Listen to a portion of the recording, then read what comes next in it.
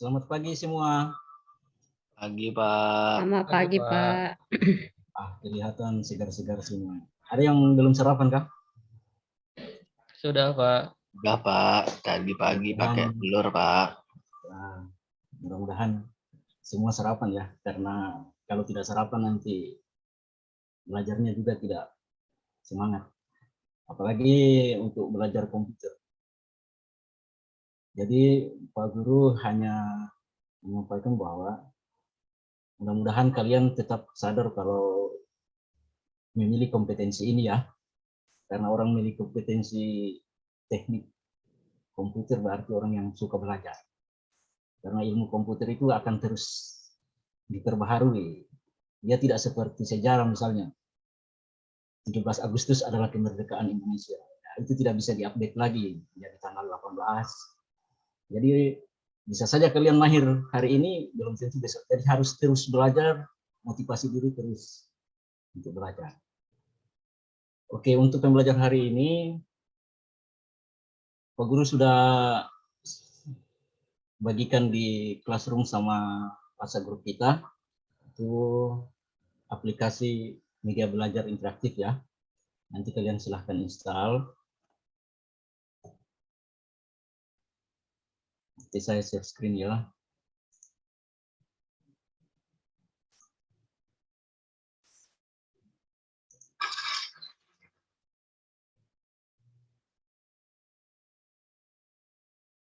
Oke, untuk pembelajaran hari ini, Pak Guru ingatkan lagi ya, setelah terinstall, nanti di aplikasinya ada beberapa menu, mulai dari keluar, tentang timbang, ya untuk menu utama, untuk referensinya, dalam pembelajaran ini kita ambil dari dasar-dasar desain komunikasi visual ya, semester 1. Nah, kalau untuk di sini juga ada petunjuk penggunaan aplikasi ya. Oke. Sebelum kita belajar, adakah yang pernah dengar tentang teknopreneur? Ada enggak? Ada yang pernah dengar istilah itu, teknopreneur itu? Belum, Pak. Baru Belum, Pak. Baru dengar. Oke, dalam pembelajaran ini nanti akan kita pelajari tentang teknopreneur. Jadi, di zaman yang semakin canggih ini, kita dituntut untuk bisa mengikuti perkembangannya. Dalam pembelajaran ini kita akan, ya sasaran kita adalah peserta didik SMP kita, khususnya keahlian komputer dan informatika ya, dengan kompetensi dasar komunikasi visual.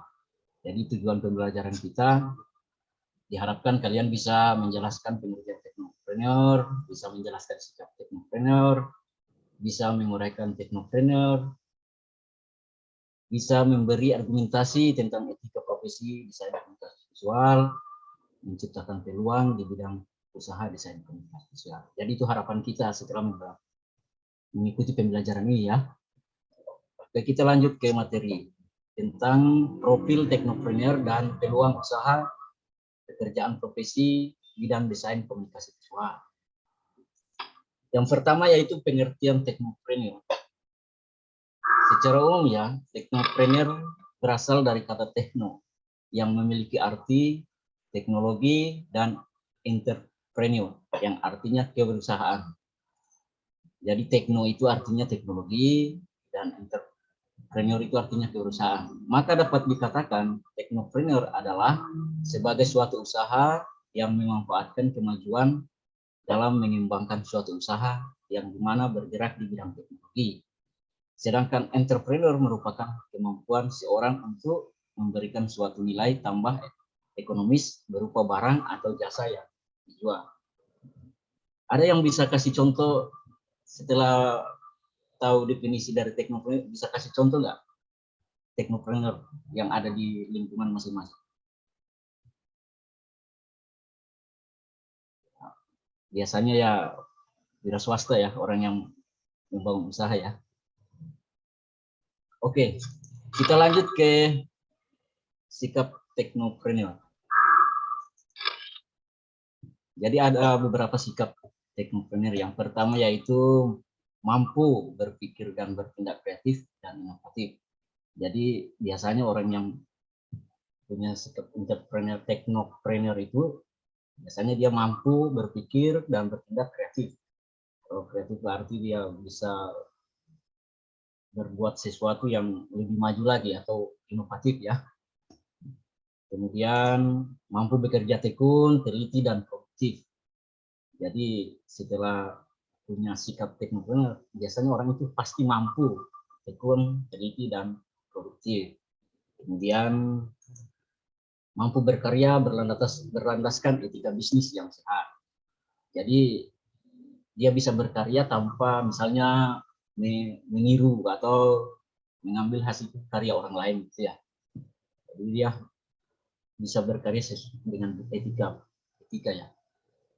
Kemudian mampu berkarya dengan semangat dan kemandirian.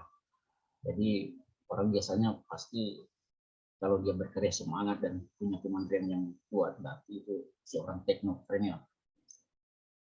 Yang selanjutnya mampu memecahkan masalah dan mengambil keputusan secara sistematis dan berani mengambil risiko.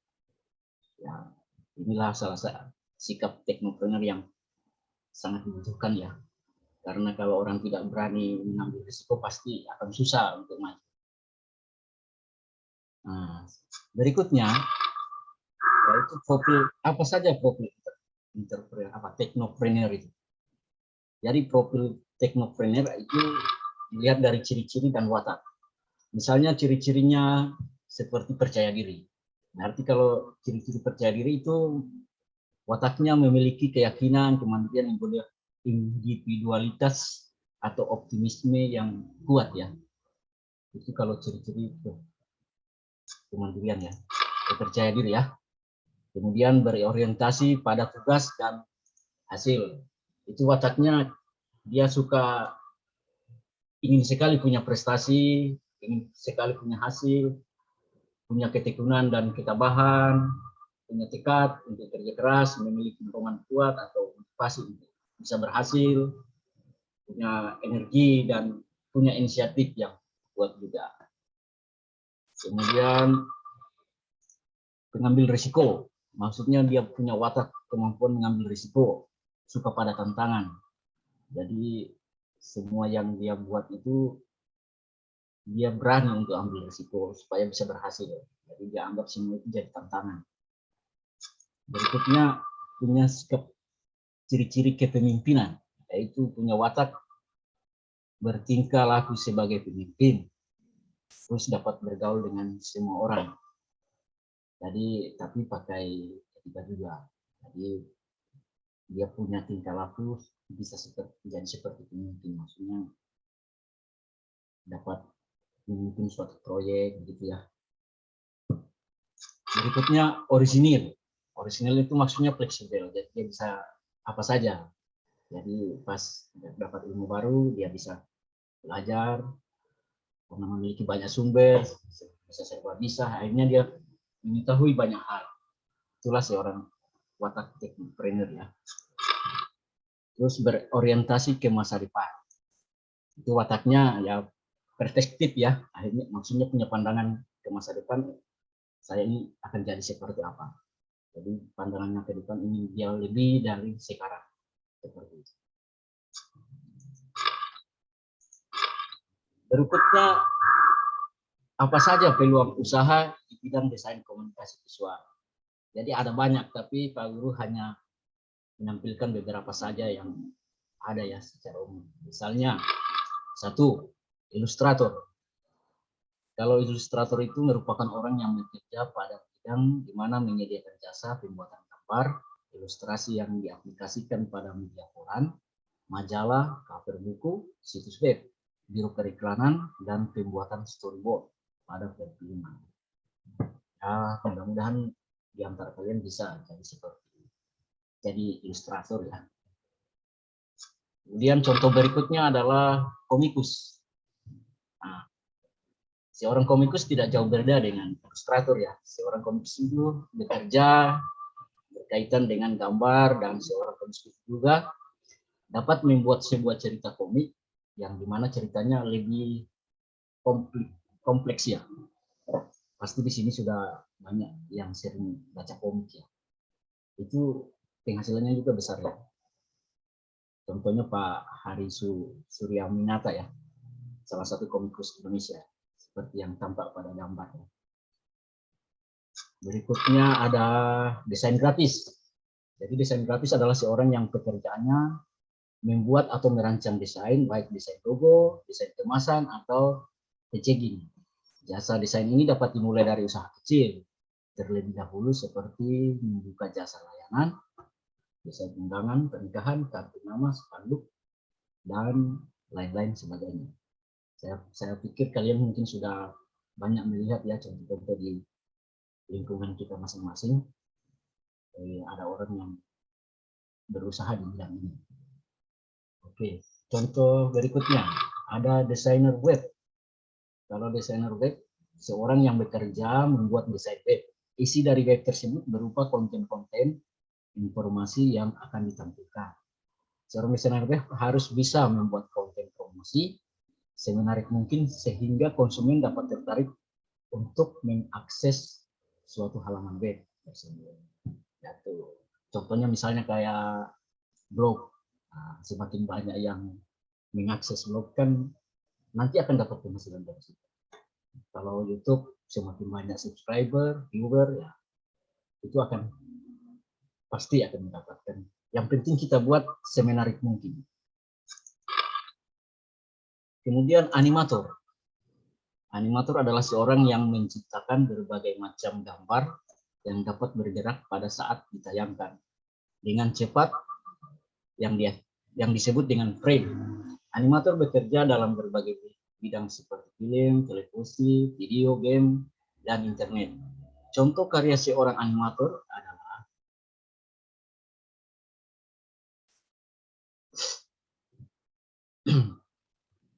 adalah film kartun, animasi yang sering kalian lihat, misalnya Doraemon, Ipin, Mickey Mouse, dan lain sebagainya. Sekarang kan animasi sudah lebih maju lagi ya, sudah 3D begitu ya, sudah lebih bagus lagi.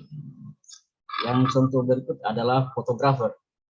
Nah, fotografer merupakan seorang yang pekerjaannya merekam suatu objek gambar pada momen tertentu. Jadi ini mungkin salah satu profesi yang lagi tren sekarang ya. Tapi harus butuh sikap teknopreneur juga untuk bisa berusaha di bidang ini. Oke.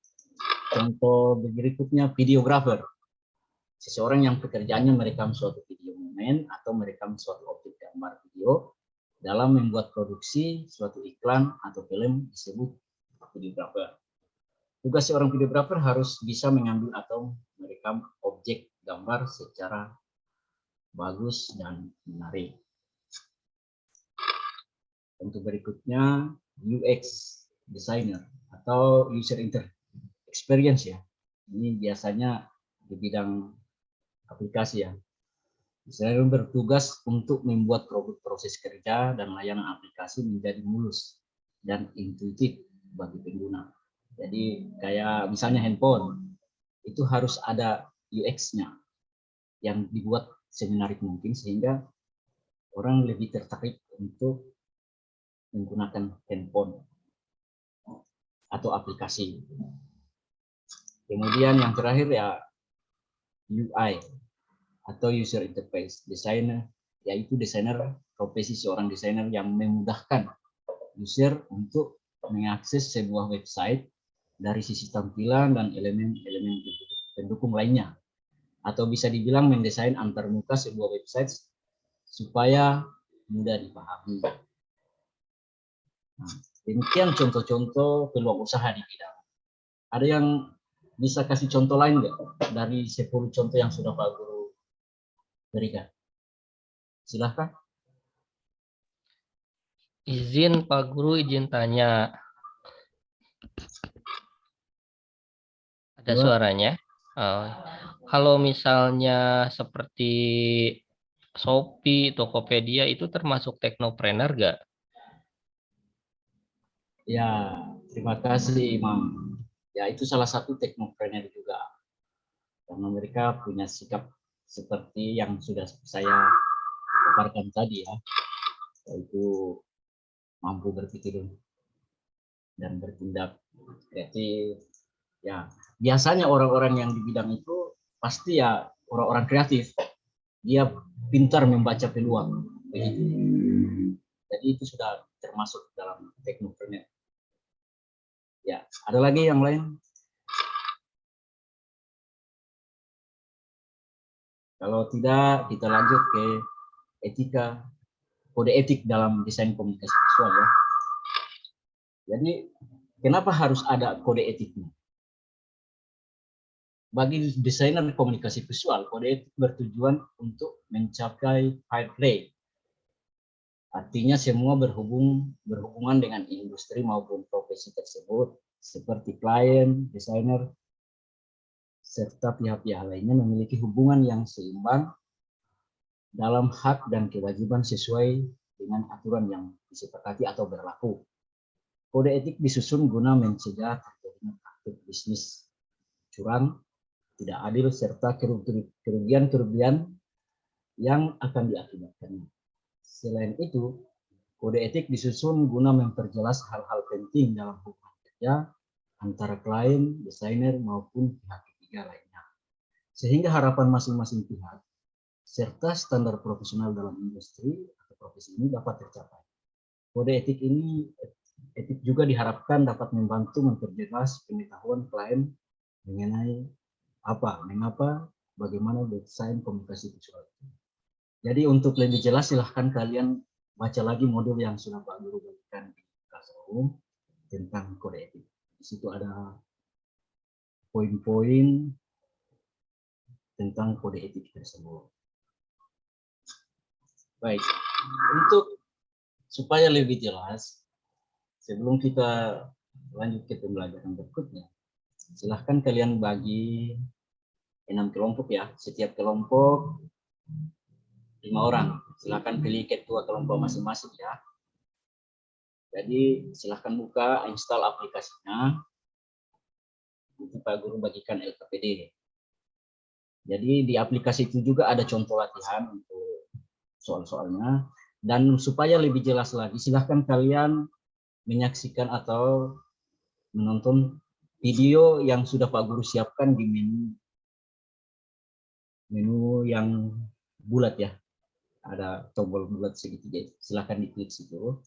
Nah, di situ ada video tentang technopreneurship dari Ibu Anita Skayati ya. Nah, oke, silahkan kalian menonton dan usahakan diperhatikan dengan sama ya. Silahkan dicatat kalau ada sesuatu yang kalian anggap penting, ada sesuatu yang tidak dimengerti, silahkan dicatat. Nanti didiskusikan ya. Oke. Assalamualaikum warahmatullahi wabarakatuh. Selamat pagi siswa-siswi tercinta, dimanapun kalian berada. Apa kabar kalian pagi ini? Semoga kita semua dalam keadaan sehat walafiat. Amin. Berjumpa lagi. Nanti untuk pause atau untuk full screen silahkan tekan. Untuk pause tekan di tengahnya.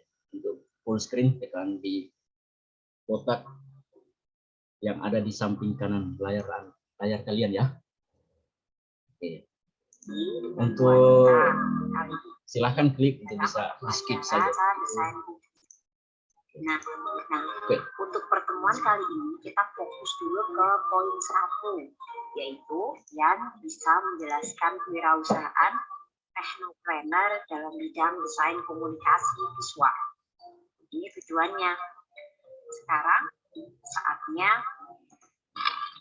Baik, silakan ditonton atau disaksikan di kelompok masing-masing, didiskusikan apa-apa saja dalam video tersebut, dan nanti di pertemuan berikut dipresentasikan.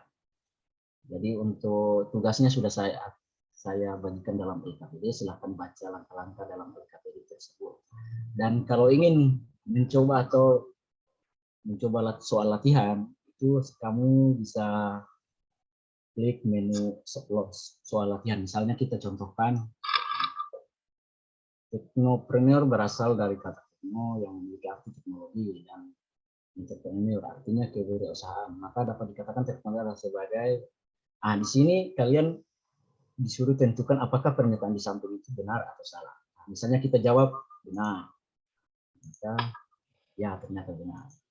Berikut, seseorang yang pekerjaannya adalah membuat atau merancang desain, baik desain logo atau desain kemasan atau packaging adalah, misalnya kita jawab desain grafis. Nanti ini soalnya akan random ya, setiap kalian selesai pasti buka lagi akan ada soal lain lagi. Silakan dicoba-coba. Kemudian yang merupakan watak teknopreneur dengan ciri-ciri kepercayaan diri adalah, misalnya kalian disuruh memilih dari beberapa poin mana yang paling benar. Misalnya keyakinan, kemandirian. Oke. Kemudian soal berikutnya, seorang yang pekerjaannya merekam suatu video, ya misalnya kita jawab benar. Dan yang merupakan sikap seorang teknopreneur adalah, misalnya kita jawab ya. Oke. Dan bila kalian punya jawaban benar semua, maka akan ada keterangan tuntas. Ini hanya latihan saja, nanti bisa dilatih di rumah mana saja. Ini tidak, aplikasi ini tidak pakai internet. Setelah diinstal bisa digunakan kapanpun kalau ada waktu. Oke, kalau sudah selesai silahkan klik belajar lagi, otomatis dia akan restart.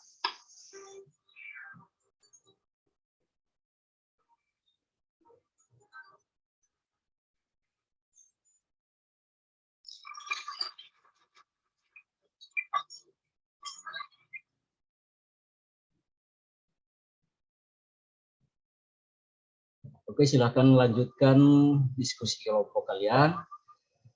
Pahami betul-betul, simak semua video yang ada di dalam aplikasi media interaktifnya.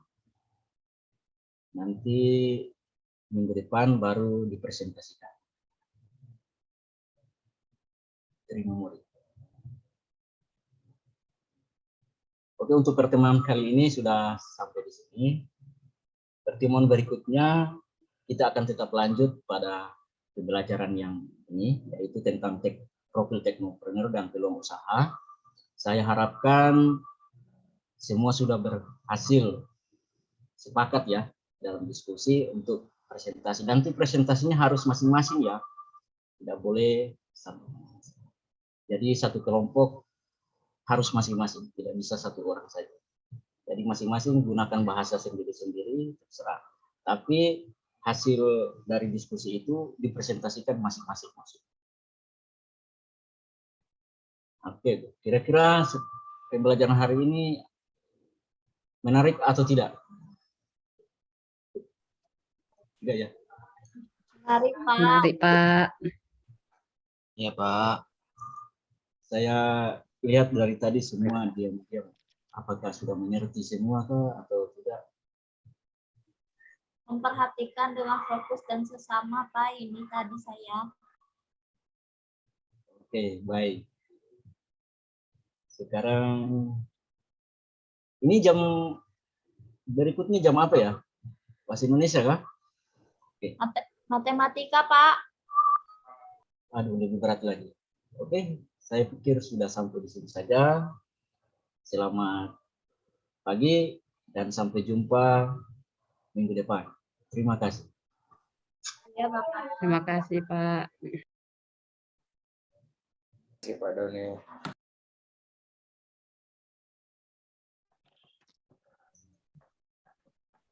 Terima kasih, Pak Doni. Sampai di situ saya, Pak. Bapak dan Ibu, ada yang ingin mengomentari dulu? Mungkin sedikit dari saya, Pak. Dari Silakan, pembelajaran Pak Pak Doni, sepertinya Pak Doni asik sendiri dengan penyampaian materi, apalagi yang tadi Bapak jelaskan tentang entrepreneur, contoh entrepreneur. Jadi di setiap poin-poin yang dijelaskan tidak melibatkan siswa atau memberikan stimulus untuk siswa memberikan feedback, Pak. Jadi seolah teacher center gitu, Pak. Mungkin itu yang dari saya. Kalau salah mohon maaf, Pak. Oke. Siapa lagi? Saya, Pak. Silakan saya- Pak Imam. Kalau saya lihatnya ini sih positifnya ya, media pembelajaran Pak Doni keren. Itu aja Pak. Izin saya ingin belajar Pak. Gitu Pak. Terima kasih. Mantap itunya. Pakai aplikasi atau manual coding Pak Doni? Oke. Pakai Eh, Active Presenter Pak. Oh, Oke, siapa lagi?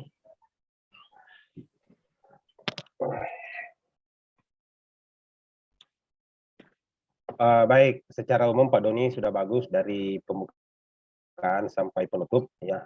Pak gurunya itu sangat cool gitu ya, sangat percaya diri ya, gitu ya.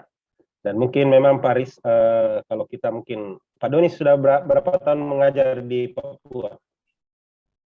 Kalau saya sudah 8 Pak, cuman masuk dapodiknya 2019 gitu. Baru 8 Ada 8 tahun tahun. ya, mengajar SMK ya. Iya Pak. Oke, ya yang penting ke depan itu Pak, di Papua juga seperti yang dikatakan Pak Aris, tetap kita harus melibatkan siswa ya. Sebenarnya sudah bagus sekali cara Pak Doni, tapi memang begitu Pak Aris, rata-rata seperti di Papua, termasuk di Sulsel juga itu, kebanyakan dari daerah-daerah itu siswanya itu tidak seagresif ya, tidak seagresif dengan teman-teman yang ada di misalnya di sekolah-sekolah yang negeri yang sudah lama yang ada di kota begitu ya. Biasanya rasa ingin tahu siswanya itu tinggi sekali. Tadi Semuanya kebetulan diam, bapak-bapak dan ibu juga, ya, bapak-bapak dan ibu-ibu juga kurang agresif saya lihat, jadi begitu ya. Tapi memang kebanyakan masih begitu di sana Pak Doni ya. Ya Pak, kalau mengajar biasanya siswa itu hanya diam. Diam saja begitu ya. Tapi Jadi silakan dari- nanti Pak Doni yang memancing siswanya ya. Silahkan jelaskan apa ini, silahkan jelaskan apa ini, silahkan jelaskan apa ini ya, supaya pembelajarannya lebih interaktif ya. Jadi secara umum sudah bagus, Bapak sudah melaksanakan juga mulai dari pembukaan, dari kegiatan inti dan penutupnya ya. Untuk medianya Pak Doni, kalau ada media yang buatan Pak Doni yang tidak ada logo rumah belajarnya begitu ya, atau bisa kan ambil dari rumah-rumah belajar begitu tanpa, silakan Bapak edit begitu ya, Ya. sebagai Kebetulan sumbernya kemarin ya. saya ikut pembatik juga, makanya saya ambil yang hasil karyaku yang lalu itu saya edit. Tapi atau punya Bapak itu yang Bapak upload di rumah belajar begitu? Tapi materinya lain Pak. Kalau yang ini saya ubah yang materi sesuai RPP. Ya. Oke. Jadi kalau bisa diganti bikin gambar aja Pak Doni. ya, Refnya diganti dengan gambar sekolah kita mungkin lebih ya betul ya. codingnya. Dengan apa ya, capnya di atas apa gitu ya. Oke.